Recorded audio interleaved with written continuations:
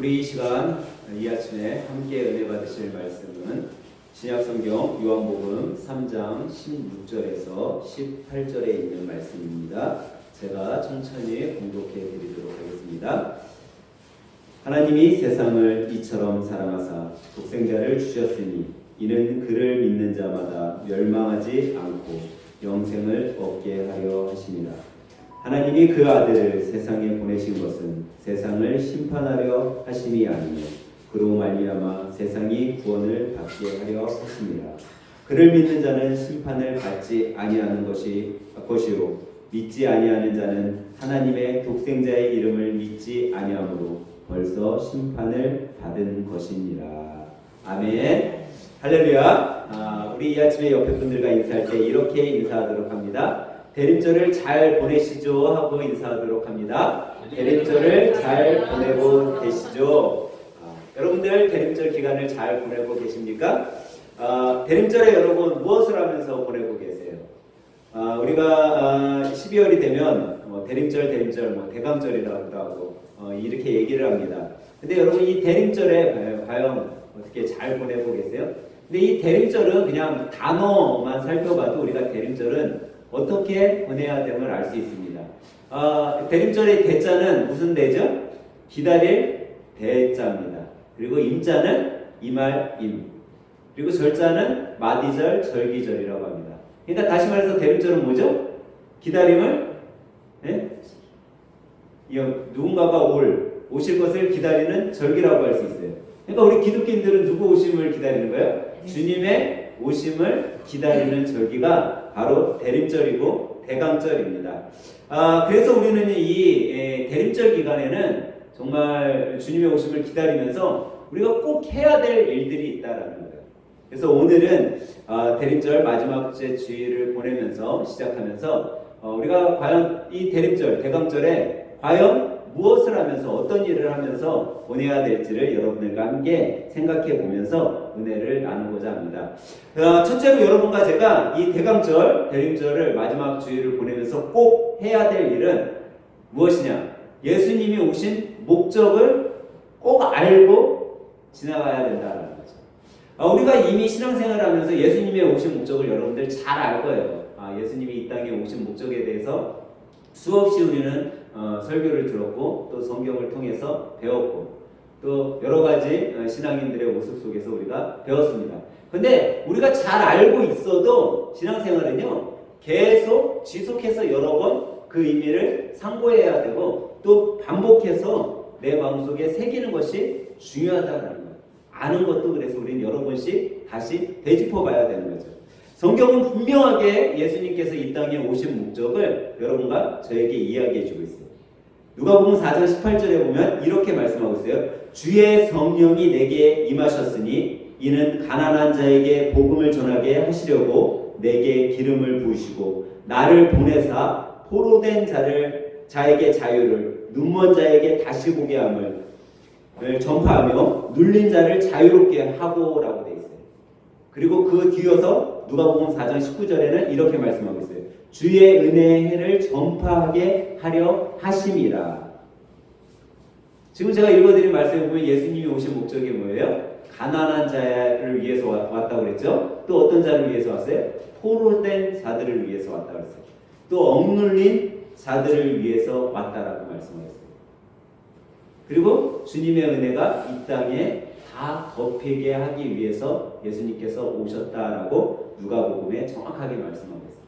근데 우리가 이 부분에서 한 가지 생각해 볼 것은 예수님께서 이 땅에 가난한 자들을 위해 왔다고 했는데 그러면 부자인 사람들은 예수님의 이 오심을 전혀 기다릴 필요가 없냐? 그렇지 않다라는 거예요. 성경에서 말하는 가난한 자는 뭐예요? 심령이 가난한 자를 얘기한다는 거예요. 어떤 물질적인 가난함이 아니라 우리 이 마음이 가난한 자, 우리의 심령이 가난한 자들을 위해서 예수님께서 오셨다는 거예요. 그리고 포로된 자들은 어떤 포로된 자들이에요? 죄에 포로된 자들, 죄에 매여 사는 사람들을 위해서 이 땅에 예수님께서 오셨다라는 거죠. 그리고 눈먼 자, 그러면 장애인을 뜻할까요? 아니죠.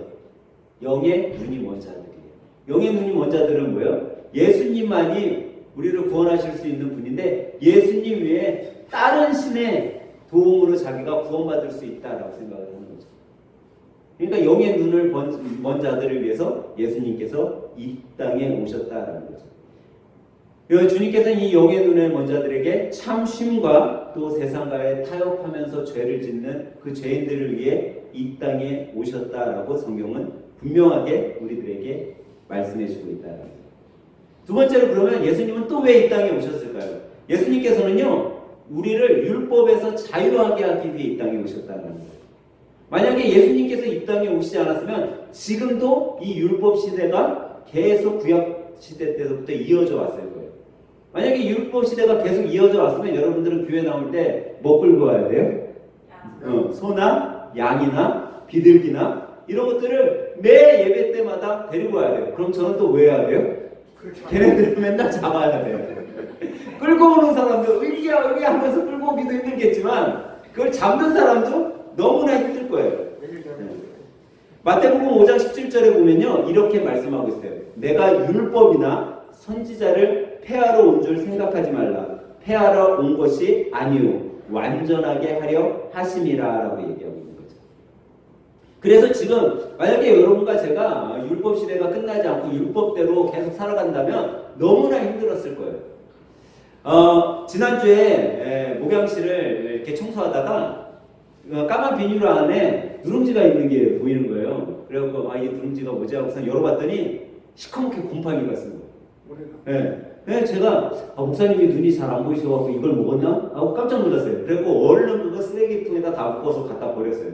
그리고 저녁에 목사님한테 목사님 까만 봉지 안에 누룽지 있는 거 아셔요? 그랬더니 안 되는 거예요. 그래갖고 아니 그 곰팡이가 시커멓게 쓸었는데 그거 먹으면 큰일 났는데 탈나는데 그거를 목양실에다 드시면 어떻게 해요? 그랬더니 자기도 곰팡이 낀 거 다 안 되는 거예요. 그랬더니 그러면 그거 기관지에도 안 좋은 거를 왜 곰팡이 쓰는 걸 목양실에다 두냐 했더니 옥상에 비둘기 먹이를 주려고 두셨다는 거예요. 근데 제가 그날 옥상에다가 반짝이 등을 설치했어요. 근데 반짝이 등을 설치하러 왔는데 이놈의 비둘기들이 왜 이렇게 많은지 설사를 얼마나 했는지 제가 그거 다 쫓아내고선 등을 설치했거든요. 우리 옥상에 올라가면 또 조그만 옥상 있잖아요. 그 옥상에 막 새카맣게 앉아있는 거예요. 이놈 녀석들이 얼마나 설사를 해요. 그래서 제가 다 쫓아냈어요. 그래서 아니 저게 원래는 저쪽 우리 건물 말고 저 옆에 건물 그쪽이 걔네 집이었거든요. 근데 제가 그때는 몰랐었죠.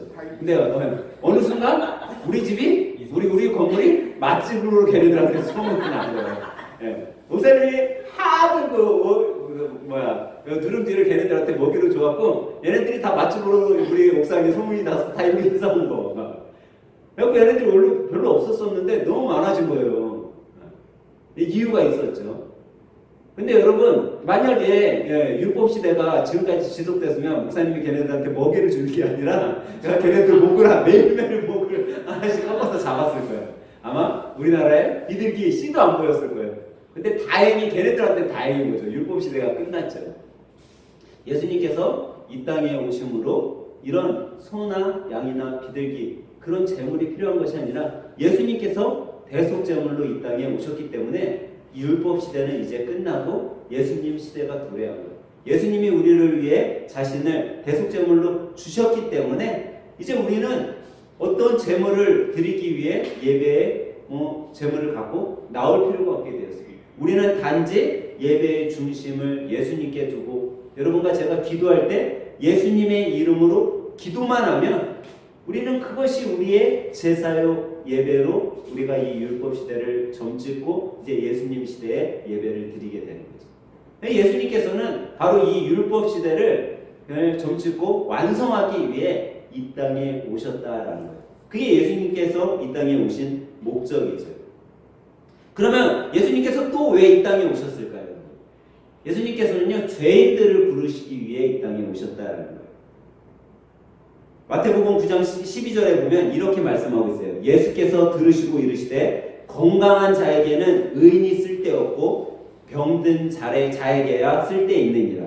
그리고 13절에 이어서 말씀하세요. 너희는 가서 내가 긍휼을 원하고 제사를 원하지 않으라 하신 뜻이 무엇인지 배우라. 나는 의인을 부르러 온 것이 아니요 죄인을 부르러 왔노라 하시니라 라고 말씀합니다.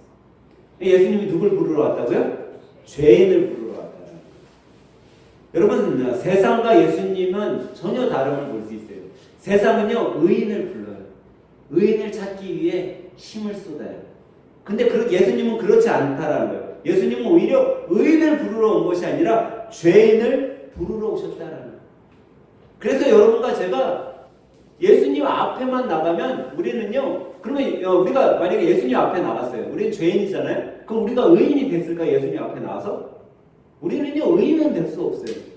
근데 예수님 앞에 나가면요 예수님께서 우리들에게 힘을 주셔서 죄인이 아닌 의인의 모습으로 살아갈 수 있는 힘을 주시기 때문에 우리는 의인이 될 수는 없지만 의인의 모습으로 살아가고자 힘을 얻을 수 있고 노력할 수 있게 된다라는 거죠. 그러니까 예수님께서는 이 땅에 죄인인 사람들을 부르시기 위해 이 땅에 오셨다라는 거예요. 그러니까 이 세상의 모든 사람들은 의인이에요, 죄인이에요? 죄인이에요. 그러니까 다시 말해 예수님은 이 땅의 모든 사람들이 주님 앞에 나오게 하기 위해 오셨다는 거예요. 왜? 그들이 의인의 삶을 살아갈 힘을 주시기 위해서. 또 예수님께서는 이 땅에 왜 육신의 몸으로 오셨을까요? 가장 큰 이유겠죠. 죄인들을 대신해서 죽으시기 위해, 대속제물이 되시기 위해 이 땅에 오셨다라는 사실이에요. 마태복음 20장 28절을 이렇게 말씀하고 있어요. 인자가 온 것은 섬김을 받으려 함이 아니요 도리려 섬기려 하고 자기의 목숨을 많은 사람들의 대속물로 주려 함이니라 라고 말씀하고 있습니다. 예수님은요 이 땅에 왕의 신분으로 오시지 않았어요. 어떤 훌륭한 성인이나 학자의 모습으로 오지 않으셨다는 거예요. 오히려 예수님은 가장 낮은 자, 가장 비천한 자의 모습으로 이 땅에 오셨어요. 그리고 그 낮은 자로 오셔서 자기의 생명까지도 아낌없이 여러분과 저를 위해 대속제물로 주셨다라는 거예요. 그 대속제물이 되시기 위해 이 땅에 오셨다라는 거죠. 최고의 영광 가운데 오셔서 최고의 영광 속에 살아도 충분하신 분이 여러분과 저를 그 죄에서 구원하시기 위해 대속제물이 되시기 위해 오셨다라는 거예요. 다시 말해서 여러분과 저를 죄에서 어떻게 하기 위해서요? 자유하게 하기 위해서 오신 거예요. 여러분, 지금은 뭐 노예가 없으니까, 뭐 우리나라 조선시대에 종이 없으니까, 잘 모르지만, 옛날에는요, 노예 시장에 가서 살려면 어떻게 해요? 값을 지불했어요, 노예의 값을. 그 노예 값을 지불하고 그 노예를 데려오면 이 노예의 소유는 누가 돼요? 내가 되는 거예요. 내 마음대로 할 수 있는 거예요. 주님께서 바로 죄의 종으로 살던 사람들에게 그 사람들을 구원하기 위해서 값을 치렀다라는 거예요. 근데 그 값이 어떤 물건이나 어떤 재물로 치를 수 있는 그런 대가가 아니었기에 예수님의 목숨으로 대신 값을 치르고 우리를 죄에서 구원하셨다라는 거예요. 우리는 이것을 꼭 기억해야 되는 거예요. 예수님께서는 여러분과 저를 위해 대속제물로 이 땅에 오시고, 그러면 또 예수님께서는 마지막으로 이 땅에 왜 오셨을까요? 예수님께서는 마지막으로 이 땅에 오신 건요, 여러분과 저, 우리 믿음의 성도들이 풍성한 삶, 또 영원한 생명을 얻는 축복을 주시기 위해 이 땅에 오셨다라는 사실이에요. 요한복음 10장 10절에 보면 도둑이 오는 것은 도둑질을 하고 죽이고 멸망시키려 하는 것뿐이요 내가 온 것은 양으로 생명을 얻게 하고 더 풍성히 얻게 하려는 것이니라 라고 말씀하고 있어요. 그러니까요 사단은요 우리를 어떻게 해요? 죽이기 위해 오는 거예요. 근데 예수님께서는 우리를 어떻게 하기 위해서요? 영원히 살리기 위해서, 풍성한 삶을 누리게 하기 위해서, 영원한 생명과 풍성한 삶을 주시기 위해 이 땅에 오셨다라고 정확하게 말씀하고 있는 거죠. 아마 오늘 예배를 드리는 분들 중에 이런 분들이 있을 거예요. 아마 나의 삶을 꼭 누군가와 이렇게 비교해 보는 분들이 있을 거예요. 그리고 또 그런 비교 속에 또 실망하는 경우도 있겠죠. 왜 나는 저 친구만처럼 저렇게 살지 못할까? 나는 저 친구처럼 왜 저렇게 누리며 살지 못할까? 어떤 집사님하고 그런 이야기를 한 적이 있어요. 뭐 동창을 이렇게 만났는데 이 동창이 뭐 제주도 가서 한 달 살기 그런 체험을 했대요. 제주도 가서 한 달 사니까 이제 혼자 가서 사니까 여자 집사님이 혼자 가서 사니까 좋을 거 아니에요. 누구한테 우리 황 집사님 제일 좋은 거 같아. 그렇게 살고 싶은가 봐요. 한 달 동안 누군가의 아니면 자녀들을 막 씨름하던 거 그런 거 다 놓고 혼자 가서 한 달 동안 여행하듯이 그렇게 살았으니 얼마나 편하겠어요. 그걸 경험해 봤더니 자기가 외국에도 좀 가고 한 달 살기를 좀 해보고 싶은 생각이 들더래요. 나중에는 이제 뭐 좀 얼마 있다가 유럽에 가서 좀 한 달 살기를 해보려고 한다고 그러더라고요. 근데 그 얘기를 하면서 그분이 그래도 집에 형편이 좋고 물질이 있으니까 그렇게 하는 것 같다고 그런 얘기를 해요. 그래서 물질에 대한 걱정을 안 하는 것만으로도 정말 뭐 자기가 해볼 수 있는 거 하면서 지낼 수 있는 것 같다라는 얘기를 했어요. 근데 여러분 우리가 그런 뭐 한 달 살기 또 뭐 외국에서 한 달 살면서 쉬는 거 이 쉼이 영원한 참쉼을 줄 수 있냐? 그 쉼은요 잠시 한 달 동안 우리들에게 쉼을 준 거예요. 여유를 잠깐 준 거예요. 근데 주님께서는요 우리들에게 구하는 비교도 안 될 쉼을 주시기 위해 왔다는 거죠. 오늘 예배를 드리는 여러분과 저에게 주님께서는요 이렇게 말씀하고 있어요. 얘들아 내가 이 세상에 왜 왔는지 아니? 그거는 다른 아닌 너를 위해 내가 여기 왔다라고 말씀합니다. 너를 위해 내가 이 세상에 왔다라고 말씀하신다는 거예요. 다른 사람이 아닌 바로 나 자신을 위해 이 세상에 왔다라는 거예요. 오늘 본문 요한복음 3장 16절은요 우리들에게 분명하게 말씀하고 있어요. 하나님이 세상을 이처럼 사랑하사 독생자를 주셨으니 이는 그를 믿는 자마다 멸망하지 않고 영생을 얻게 하려 하심이라. 하나님께서 이 땅에 왜 오셨다고요? 여러분과 저를 어때서 오셨다고요? 너무나 사랑하셔서 이 땅에 왔는데 그럼 우리들에게 무엇을 해주기 위해서요? 멸망하지 않고 영생을 얻게 하시려고 이 땅에 오셨다는 거예요. 근데 그 하나님이 사랑하는 그 존재가 누구라고요? 바로 나라는 사실이에요. 바로 여러분이라는 사실. 우리가 그것을 믿어야 된다는 거죠. 하나님께서 여러분들을 너무나 사랑한다는 거예요. 근데 하나님께서는요 여러분의 어떤 모습을 사랑해요? 여러분들이 잘 살기 때문에 하나님께서 사랑하셔요? 아니면 여러분께서 우리 다윗처럼 예뻐서 사랑을 하시겠어요? 아니라는 거예요. 그냥 여러분 있는 모습 그대로를 사랑한다는 거예요. 내 있는 모습 그대로를 그냥 사랑하시는 거예요. 내가 가진 것이 없어도 그냥 하나님은 가진 것 없는 그 존재만으로 사랑하신다는 거예요. 제가 송중기처럼 안 생겼어도 박건영 목사가 그냥 그 모습 그대로를 내가 너를 사랑한다라는 거예요. 제가 만약에 송중기처럼 잘생겼으면 여기 그 젊은 20대 30대 사람들이 꽉 차 있겠죠. 네? 예전에 그 미국에 쫓겨나가 우리나라 못 들어오는 가수 누구죠? 유승준이 온누리교회 다녔었어요. 온누리교회. 서울의 온누리교회 다녔는데 유승준이 예배에 드리는 그 시간이 딱 되면요 젊은 친구들이 3,000명이 넘어요. 그 친구가 예배 드리러 거기 오면 팬들이 3,000명이 예배를 드리러 같이 들어가는 거예요. 그 가수 하나 부르고. 근데 그때는 그 친구가 믿음이 되게 좋아 보이고 막 그랬는데 군대 한 번 안 가는 바람에 망했죠. 지금도 막 소송 걸더라고요. 우리나라 들어오고 싶어서 나이가 많이 먹었는데. 근데 주님께서 여러분과 저는요 어떤 모습을 보고선 이 세상에 오신 것이 아니라 그냥 나 한 사람이 너무나 좋아서 여러분 한 사람이 너무나 좋아서 그래서 이 땅에 오셨다라고 두고 볼 수 없었기 때문에 오셨다라고 말씀하고 계시다는 거예요. 그러면 여러분과 저는 어떤 모습으로 주님 앞에 나가야 되냐? 우리는 그냥 온전히 주님 앞에 나가기만 하는 거예요. 예수님이 하나님께서 나를 진정으로 사랑하시는구나 그 믿음의 확신만을 갖고 주님 앞에 나가면 된다는 거죠. 그래서 오늘 대림절 기간 마지막 제 주를 시작하면서 여러분과 저는요 이 땅에 오신 주님의 목적을 잘 마음속에 새기면서 이 한 주를 살아가시기를 예수님의 이름으로 간절히 부탁드립니다.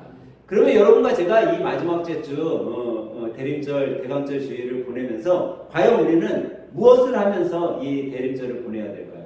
두 번째로 여러분과 저는 하나님의 사랑을 확실하게 믿고 온전히 주님 앞에 나와서 주님 품에 안기는 그런 한 주로 살아가야 된다는 것. 사랑하는 여러분, 주님은 이 땅에 여러분과 저를 안아주시기 위해 오셨다는 거예요. 그 품에 안아주시기 위해 이 땅에 오셨다는 거예요. 주님께서는 이 땅을요 심판하시기 위해 오신 것이 아니에요. 저주하시기 위해 오신 것이 아니에요. 주님께서는 여러분과 저를 품에 안아주시기 위해서 닭이 알을 품듯이 새끼 병아리를 품듯이 우리를 안아주시려고 이 땅에 오셨다는 거예요. 여러분 어미닭이 결란을 품을 때 어떻게 품어요?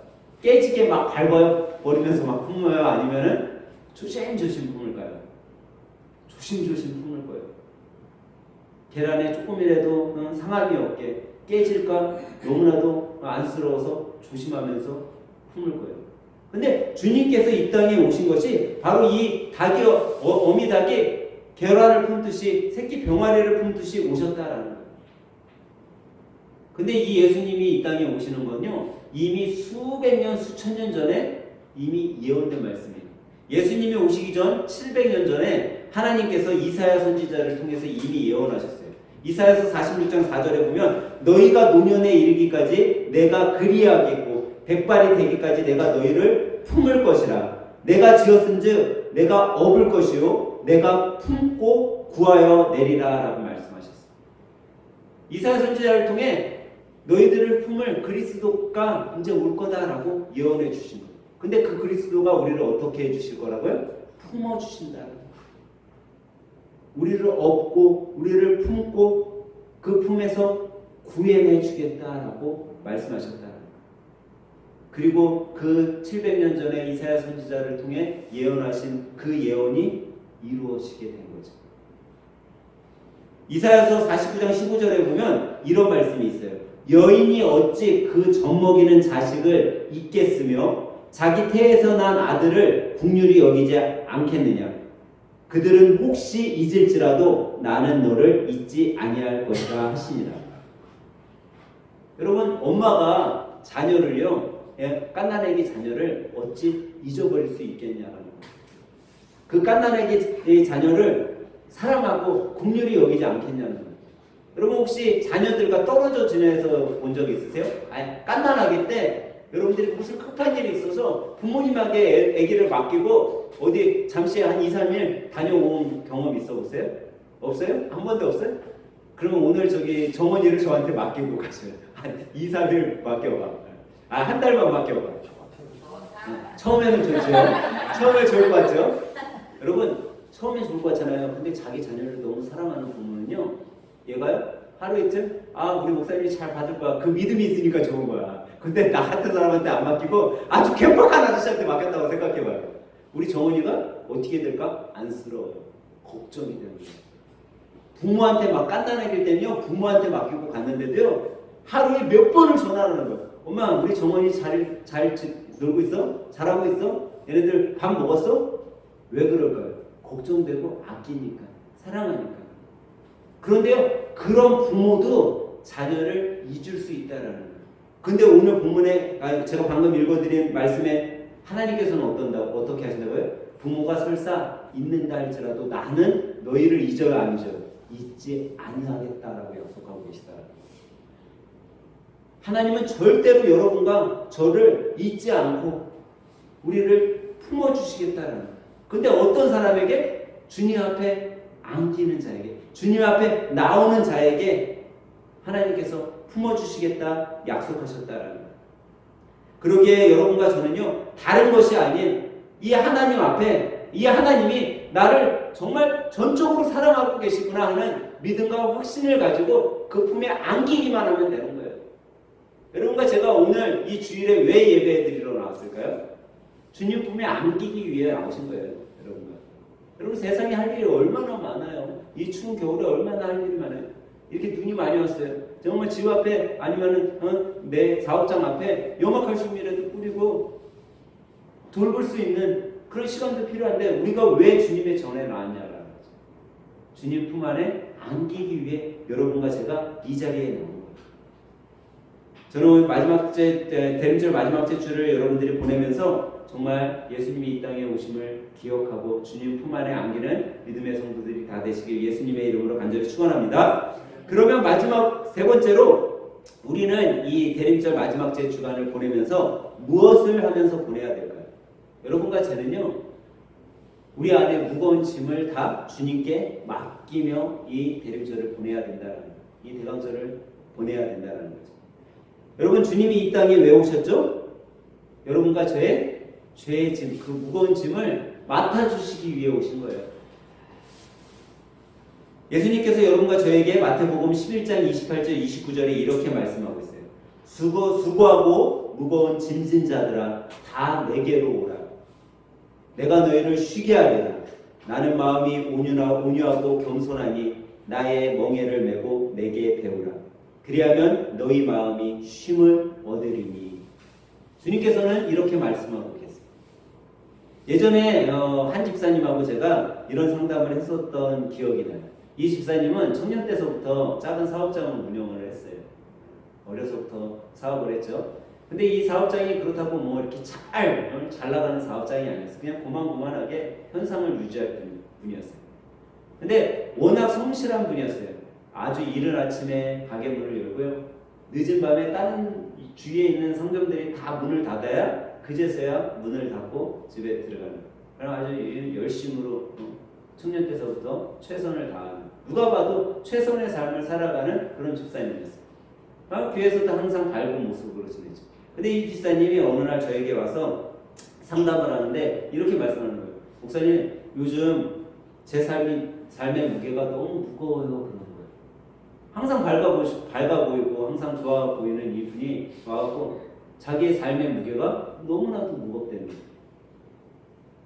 그런데 그때 그 표정을 보니까 정말 항상 성실하고 정말 밝아 보이고 정말 기쁘게 사는 이 청년 집사님의 모습이 너무 무거워 보이고 너무 삶에 지쳐 보이는 거예요. 근데 그때 순간 하나님께서 저에게 잠언 16장 3절 말씀을 주셨어요. 저는 이게 이 집사님에게 하나님께서 주시는 말씀인가? 그러고선 제가 이 집사님한테 잠언 16장 3절 말씀을 읽어드렸죠. 너희 행사를 여호와께 맡기라. 그리하면 내 경영을 이루시리라. 집사님, 제 마음속에 지금 하나님이 이 말씀을 주시는데 이 말씀이 집사님한테 주시는 말씀 같아요 하고 제가 이 말씀을 해드렸어요. 그리고 이제 세월이 지나서 제가 이제 그 교회도 사임하고 뭐 이 시간이 지났죠. 그리고 난 다음에 이 집사님을 만났는데 이 집사님이요, 지금도 뭐 성실하게 열심히 사업을 하면서 살아요. 근데 제가 봤을 때 사업이 나아지지는 않았어. 그때나 지금이나 고만고만해요. 근데 이 집사님의 표정이 완전 바뀌었다는 거예요. 완전 삶의 기쁨이 넘쳐요. 삶의 감사가 넘쳐요. 이 집사님이 저한테 그러는 거예요. 내가 집사님한테 그랬어요. 집사님, 저기 하는 공장이 잘 돼요 요즘에? 그랬더니 하나도 안 된대. 코로나 터지고 나서 더 힘들대요. 집사님 그때 표정은요 옛날 청년 때 나 만났을 때보다 훨 좋은데요? 그랬더니 이 집사님이 하는 게 제가 하나 깨달은 게 있어요. 그러는 거예요. 목사님, 제가 깨달은 게 있어요. 그게 뭔데요? 그랬더니 제가 할 수 있는 일이 아무것도 없더라고요. 그러는 거예요. 제가 그때부터 지금까지 계속 사업장을 해오면서 운영해오면서 이것도 해보고 저것도 시도해보고 다 해봤는데 제가 할 수 있는 일은 하나도 없더라고요. 그냥 하나님한테 맡길 뿐이에요. 하나님한테 맡겼더니 그래도 굶고 살지는 않아요. 우리 가족들이, 우리 가족이, 우리 애들이, 우리 와이프가 굶고 살지는 않아요. 그걸 알았어요. 그걸 알고 나니까 삶에 기쁨이 있고 삶에 감사가 넘친다라는 거예요. 근데 정말 표정을 보니까요, 진정한 감사의 표정, 진정한 기쁨의 삶을 살고 있어요. 나는 처음에 이제 오래간만에 처음에 만났으니까 이분이 사업이 정말 잘 돼갖고 그런 줄 알았어요. 근데 전혀 그렇지 않았던 거예요. 근데 삶에 그냥 기쁨이 있는 거예요. 삶의 기쁜 삶. 여러분들 이렇게 뭐 누군가 손님이 오거나 누군가 이렇게 만났을 때 저분은 정말 기쁜가 보다 그런 표정이 있는 분들 있잖아요. 어떤 분은 딱 보면은 그냥 얼굴 표정만 봐도 저분은 그냥 짜증이 완전 뭔 삶에 저렇게 짜증이 있나? 모든 삶을 보내는 저분 다 갖고 있네. 그런 사람이 있는가 하면 어떤 분은 처음 오는데도 야 저분은 진짜 선한 것 같다. 저분은 정말 기쁨이 있는 것 같다. 제 표정은 그렇지 않죠. 아닌 것 같았던. 네. 여러분 어떤 사람은 이렇게 보면 그냥 보는 것만으로도 저분 정말 기뻐 보이는 분들이 있어요. 근데 이 집사님을 제가 만났더니 오래간만에 만났더니 그 표정이 있는 거예요. 저는 오늘 예배를 드리시는 분들이 정말 예수님 한 분만으로 여러분들의 삶의 그 무거운 짐을 내려놓길 주님의 이름으로 간절히 부탁드립니다. 주님께서 이 땅에 왜 오셨냐면요, 여러분과 저의 삶의 그 무거운 짐을 대신 맡아주려고 오셨다라는 거예요. 주님께서는 여러분들이 그 짐을 주님 앞에 내려놓고 주님의 명예를 메고 배우길 원하시고 계시다라는 거예요. 여러분 여러분들의 삶의 무게의 짐을 주님 앞에 내려놓으면요 어떻게 되는지 아세요? 참 쉼을 얻을 수 있는 거예요. 참 평안이 내 삶에 오는 거예요. 내가 참 쉼을 얻고 참 평안을 얻으면요 여러분 피로가 없어지는 거예요. 기쁨이 되는 거예요. 여러분 밤에 새벽 3시 4시까지 게임을 하고 아니면은 여러 가지 일들을 하고 4시나 5시에 잔 사람이 아침 6시에 일어나서 생활을 한다면 피곤하겠어요? 안 피곤하겠어요? 피곤할 수밖에 없는 거예요. 왜? 내 삶에 지금 피로가 있으니까. 내가 이미 내 몸이 피로한데 어떻게 피곤하지 않을 수 있겠어요? 근데 여러분들이 저녁 9시에 깊은 잠에 들었어요. 깊은 숙면을 취했어요. 새벽 6시에 일어나면 피곤할까요? 안 피곤할까요? 안 피곤해요. 왜? 깊은 잠을 잤으니까. 그게 뭘까요? 내 피로를 말끔히 해결했기 때문이에요. 해결했기 때문에. 근데 지금 주님께서는 뭐라고 해요? 너희 삶의 그 무거운 짐, 그 짐을 내려놓으라고 그러는 거예요. 나에게 맡기라는 거예요. 그럼 내 짐, 내 이 무거운 짐을 주님 앞에 맡기면 내가 지금 짐이 있어요? 없어요? 없죠. 없기 때문에 여러분 힘이 있는 거예요. 없기 때문에 편안한 거예요. 없기 때문에 내가 살 안식이 누려지는 거예요. 저는 오늘 대림절 기간 마지막 주를 보내며 여러분들이 정말 주님을 만나시길 간절히 부탁드립니다. 그 주님을 만나서 여러분의 그 무거운 짐을 다 내려놓고 여러분 삶 가운데 참 평안과 참 안식과 참 쉼을 누리시길 주님의 이름으로 간절히 부탁드립니다. 주님께서는 여러분과 저에게 말씀하고 있어요. 내게 오라 말씀하고 있어요.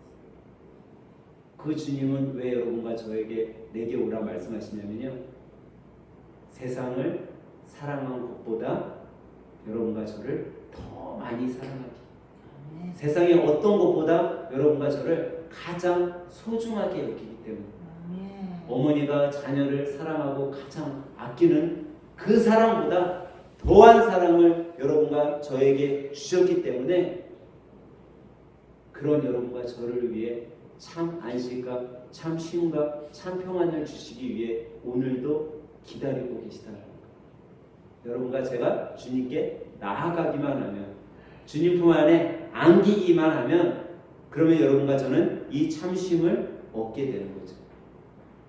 저는 오늘 저희 대림절 마지막 주간을 보내면서 여러분들이 꼭 주님이 이 땅에 오신 목적을 알아가게 주님의 이름으로 간절히 부탁드립니다. 그리고 그 주님의 품 안에 여러분들이 좀 안겼으면 좋겠어요. 그 주님 품 안에 안기는 것을 내 삶의 첫째 목적으로 두었으면 좋겠어요. 그리고 마지막 세 번째로 여러분들이 가지고 있는 그 무거운 삶의 짐들을 주님 앞에 내려놓아 보시길 바래요. 여러분 직장에서 너무나도 힘듦이 있어요? 사업장을 운영하는데 힘듦이 있어요? 그냥 하나님께 맡겨보세요. 하나님, 우리 사업장을 하나님께서 경영해 주세요. 저는 그냥 성실하게 최선을 다할 뿐입니다. 제가 아무리 노력해도, 제가 아무리 열심히 직장에서 노력해도 한계가 있네요. 주님 도와주세요 하고 그냥 맡기세요. 제가 회사 생활하면서 요즘에 눈이 많이 오잖아요. 근데 우리 회사는 워낙 넓기 때문에 이 눈이 오면요, 제가 꼭 군대에 다시 들어간 것 같아요. 군대에 가면요, 눈 오면 뭐예요? 눈이 치워요 그냥. 아침부터 눈 치우는 것 같아. 이 회사가 워낙 넓으니까요. 눈이 많이 오니까 제가 어저께도 이제 근무를 했는데 어저께 새벽같이 뭐 새벽에 전화가 오는 거예요. 그랬더니 오늘 수장님 누가 근무세요? 제가 오늘 나가는데요. 그랬더니 다행이네요. 왜요? 그랬더니 제설 장비를 써야 되는데 그거를 설치해 줄 분이 아무도 없다는 거예요. 제가 오전에 가서 설치해 놓겠습니다. 그런데 이제 제가 지금 나가서 이제 설치를 다 해놨어요. 예전 같으면 이제 사람들이 뭐 이것 좀 도와주세요, 저것 좀 도와주세요, 막 그래요. 그럼 제가 가고 그걸 해줬는데 저도 이제 좀 늙었나 본데 이것 좀 해주세요. 그러면 아무개 사원이 이거 할 수 있습니다. 그 사원 부르시고요. 옆에 기계 동작하는 거 보면은 좀 수장님이 해주셔. 아무개 사원이 그거 다 저한테 배워갖고 할 수 있으니까 그 2명 딱 태워갖고 가면 됩니다. 예전에는요 걱정돼갖고 제가 뒤에 따라갔어요. 근데 지금은요 딱 맡겨놓으면 이 친구들이 해요 안 해요? 다 알아서 하더라고요. 맡겨놓으니까요 제가 하는 것보다 더 잘해요. 근데 제가 예전에는 그걸 못했었던 거예요. 주님께서도 똑같아요. 여러분들이 맡기기만 하면요 주님이 아셔서 다 우리의 행사, 우리의 사업장, 우리의 직장, 우리의 가정, 우리의 자녀들을 주님께서 다 아셔서 나보다 더 잘해주신다는 거예요. 저는 이 아침에 예배드리는 여러분 모두가 이 대림절 마지막 주를 보내며 주님한테 모든 삶의 무거운 짐 또 아니면 삶의 모든 계획들을 맡기심으로 이 대림절에 주님이 행하시는 일들을 경험하시는 믿음의 성도들이 다 되시길 또 우리 하늘생 가족들이 다 되길 주님의 이름으로 간절히 축원합니다. 기도하겠습니다. 이 대강절에 우리에게 말씀으로 함께 하시는 하나님, 우리 모두가 이 대강절 마지막 주를 보내며 우리의 모든 짐을 주님 앞에 가지고 나갈 수 있는 믿음을 주시고 또 그 믿음으로 주님이 주시는 쉼을 얻는 자들이 되게 하여 주시니 감사합니다. 우리 모두가 주님 품에 안기어 참 쉼을 누리고 주님의 오심을 기다리는 하늘생 가족 모두가 되게 인도하여 주시옵소서. 주님의 사랑을 사모하며 날마다 주님 앞에 나오도록 성령님 인도하여 주시옵소서. 예수님의 이름으로 기도합니다. 아멘.